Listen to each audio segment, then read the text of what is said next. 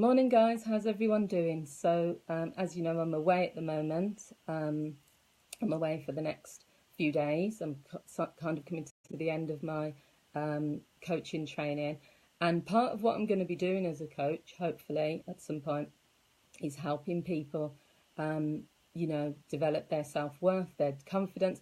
And something that comes up quite a lot is body image. And this also can apply when I'm counselling people, because it all comes under the bracket of self-esteem, self-worth. So I thought I'd make a quick video about this, because it's also something I've kind of struggled with. I wouldn't say I've struggled with it, I'll say I've become aware of it, depending on what family you've been brought up into, depending on the culture, the context of where you're living and the communities that you associate with. Body image is just massive, and it's not just big for young girls, or young boys even. It's just something that I find I'm having a lot of conversations with people about. And what I'm going to plan on doing next year is a podcast there's a lady that I'm friends with on Facebook. She's an African woman. She's a very, very voluptuous woman, if you like. I don't use terms like fat. I don't think she's fat anyway. She's just a big woman, very proud of her size and shape. But she gets a lot of criticism. She said she's had lots of verbal abuse about how she looks, because she does dress quite sexy. That's how she likes to dress. And she said she's faced a lot of criticism. So we talked about this body image as an issue, and I did say that we're going to look at doing maybe a podcast or some sort of joint live video together where she can talk about her experiences. So what I'd say is I'm just going to give you sort of 5 ways to really embrace your body image, no matter what shape, size you are, because this isn't just about people who are like of a bigger size, so people who are quite like curvy, if you like, that's the word, curvy. It's also can affect people who have got like who are quite skinny, or because body size is nothing to do with your size. Body image, sorry, is nothing to do with your size. It's to do with how you perceive and view your body shape. Because as I've said, depending on what society you're in. Now, you could be in a society or living in a community where everyone is curvy, everyone is big. So then if you're going into that community and you're not like that, you're going to stand out because you're skinny and stuff. Now, it doesn't mean everyone in that community is going to have a negative reaction to you, but it depends on how you perceive it. Are you going to feel inferior because everyone around you has got this curvy shape, and maybe it will make you feel you're not good enough or whatever?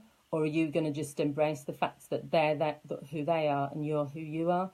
Now, that's probably the difficulty when you're in a society and you're in lots of different environments where there's lots of different shapes and lots of different sizes. Now, that shouldn't really be an issue, but if you bring the media into it, if you bring the images that people see in terms of what they're exposed to, and then you bring mindset into it and just how people perceive things, it can be a major issue for lots of people. And then, let's not get started on eating disorders or on things around how people's perception is based on like what their parents have told them. You need to eat more. Oh, you're looking skinny. One of the things that people say a lot when they haven't seen someone for a while is, oh, they will either say, you've lost weight, or, oh, you look well. Now, I get that a lot. And I don't know how to take that, because kind of if someone says, oh, you look well, or you've lost weight, it's always, how do you respond? Because it's kind of like, me personally, some weeks I'm rush around and I'm not eating like loads of food. Maybe I'm missing out on meals and stuff, but I've also got a fast metabolism. Everything affects my body weight and stuff, but I don't kind of obsess over it. The main thing for me is that I like to make sure what I'm wearing or how I feel is connected with, what I'm wearing makes me feel good, so that I get that feeling of, look, I'm showing off my shape, I feel comfortable in what I'm in. I'll always look in the mirror and think, yeah, I feel good in this. That can sort of boost your body image. So let me just do the 5 that I've put on here. There's loads more that we can talk about on body image. And as I've said, look out for a podcast or a live video jointly with my friend. What's her name? I can't remember her name. No, it'll come to me. The first one is not comparing your shape to what anyone says you should be. And I think in society that's a massive thing. In British society or European society, for example, there is so many cues that are telling us we need to be skinny, we need to be in complete like shape. You've got all these like people who do like these crazy work, they do workouts every day, and they're all like toned, and they're all, and that is the predominant image that is portrayed. And like, as much as people want to say that, well, you shouldn't care what other people are saying and doing, and you shouldn't care about the media and stuff, it's not just the media. If you look at TV adverts, if you look unconsciously, those are the messages we're getting. And now, whether you're 16 years old or whether you're 60 years old, you might not, they might not infiltrate, and you might not be brainwashed by them, but I don't think anyone could deny that they exist. And I think that's kind of the issue that people don't understand. You might not be personally affected by it, and it might not. You might see someone else as being weak because, oh, why are they looking in magazines, or why are they looking at all these TV ads with skinny, tall, white, blonde models, and why is that bothering them? But you've got to think unconsciously, if they're watching lots of TV and they're looking at all of these magazines, and that is the only predominant image they're seeing, for a lot of young women, if they're not fitting into that type, then they're going to sometimes feel inferior. Not all will, but some will. People who come to me for counselling, a lot of times, they can't embrace who they are. They can't love themselves for who they are because they don't believe that who they are is accepted, but also who they are is the norm. So it's about working on that, really. So accepting yourself, and that can happen in a number of ways. Usually in counselling, it will be a lot of things through affirmations. Louise Hay, as people use Louise Hay a lot, she does a lot of like mirror work, where you're looking in the mirror and you're saying, which is similar to affirmations anyway. But yeah, you need to sort of not compare yourself to anyone else. We're all unique. I think that's one of the key issues, what causes unhappiness for many people in this world, comparing yourself to another person. You're not going to be that person, and you wouldn't want to be another person. You know, jokingly, we might say, oh, I'd love to be Beyonce, or I'd love to be Rihanna, or I'd love to be this like star Julia Roberts, or I have this sort of money, or live in that sort of house.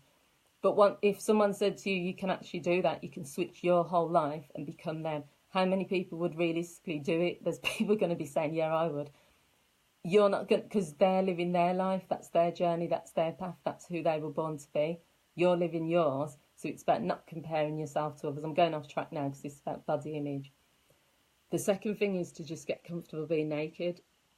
Now, wearing clothes is one thing because you can choose the shape, you can choose what colours will make you feel good, you can choose so many ways to feel good in what you're wearing. And it's also part of your identity to show off, you know, and say, look how glamorous I look. The key point when you really accept your body is when you can, it's not even about getting pumped up so you can fit into a bikini, because then that is just going to cause more stress for you if you don't hit your target. But also that is just preparing yourself for what other people are going to think. I can't go on the beach looking like this, so I have to conform, get like fit, and that's the only way I'm going to feel happy. Whereas if you just learn to just be naked and spend more time naked and just literally looking in the mirror more, being comfortable, just saying, do you know what? You know, I'm in all right shape, you know. Yeah, maybe I need to go to the gym, tone up a bit here, tone up a bit there. But what is the point of self-criticising every single day? Oh, I don't like my arms, and I don't. We've all done it, because I do it. Sometimes I say, right, I need to get a flatter stomach. I need to tone up my arms. Oh, I'm not going to eat this piece of cheese, or I'm not going to do this. But that's really exhausting. But also that's not self-acceptance. So I think we need to get to a point where we can feel comfortable. Number 3 is buy clothes that you feel good in and not what's in fashion.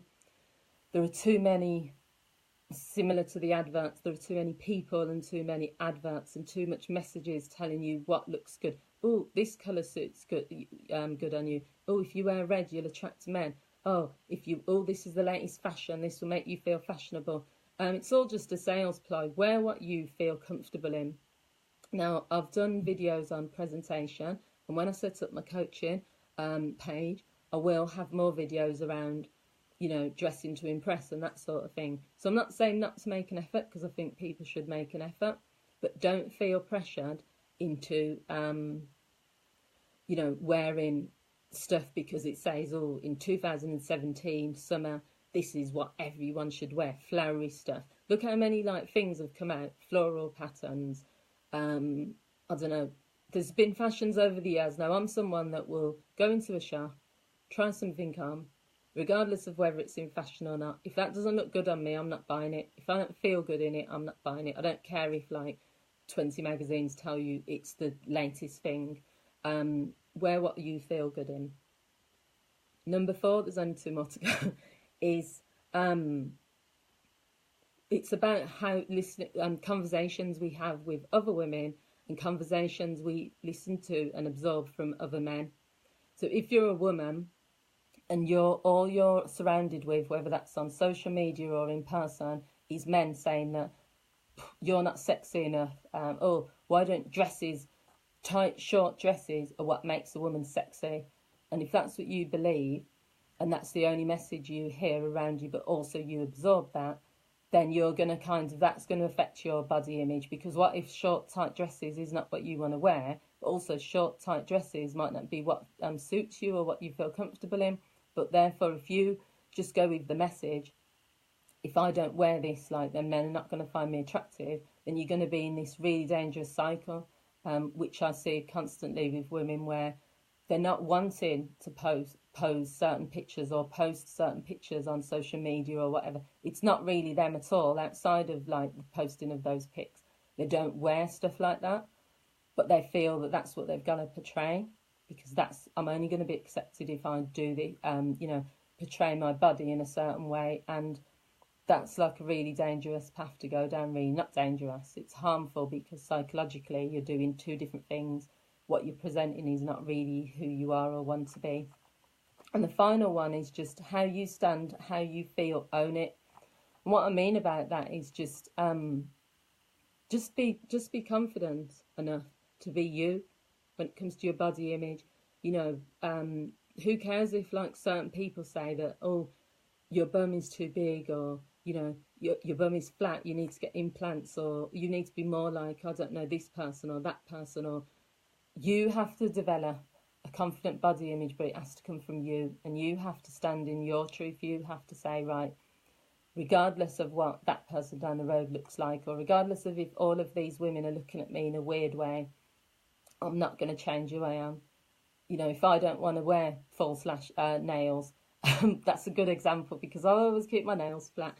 But recently I went and had these ridiculously long nails, and I was just, it's something I would never normally do, but because everyone else is wearing them, and you almost feel, or I do, that if every single person or lots of people are all doing it, like false lashes, false nails, this, that and the other, you're drawn to it. But then I knew that it didn't work for me, so they only stayed on for 2 days. My truth was that I don't need to do that. That doesn't suit me just because other people do. So just be yourself. Be confident enough to stand out in a room. If you're going to walk into a room and you're different from everyone else, then own it. There's nothing wrong with accepting your body image. And that's it, really. I've got to go down and have breakfast now, so this was a quick video. Please go over to my page, which is A Debt-Free Life. I've made a video on there this morning, and I'll probably be on my personal page at some point today if I get the chance. Thank you all for tuning in, and I'll speak to you all soon. Take care and have a great day. Bye.